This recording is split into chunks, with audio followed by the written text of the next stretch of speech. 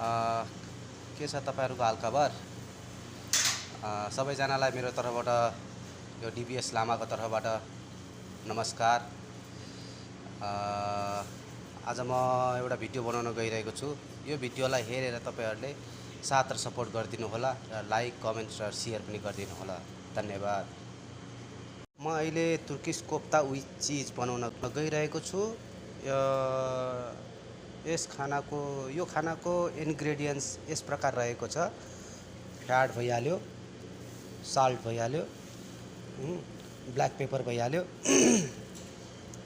Cumin powder भइहाल्यो, onion powder, garlic powder भइहाल्यो, bread crumb भइहाल्यो, बिकार्बोनेट सोडा भइहाल्यो। बस अहिले यति मात्रै, प्लस 2 वटा अन्डा पनि आउँछ यसमा मिक्स गरेर म तपाईहरुलाई देखाउन गइरहेको छु। कस्तो बन्छ यो खाना, टेस्ट अनुसार कस्तो बन्छ तपाईहरुलाई देखाउन गइरहेको छु। धन्यवाद।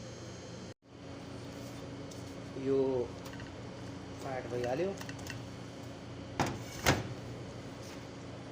यो साल्ट भइहाल्यो, यो black pepper, cumin powder,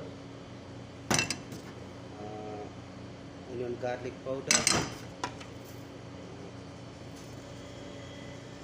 bread crumb, bicarbonate soda. Okay,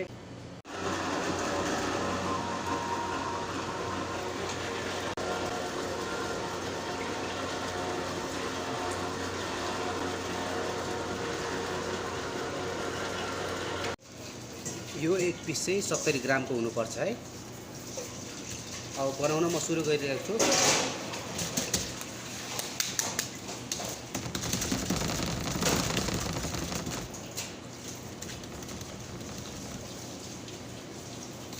यो चाहिँ चीज हो है, मिक्स चीज।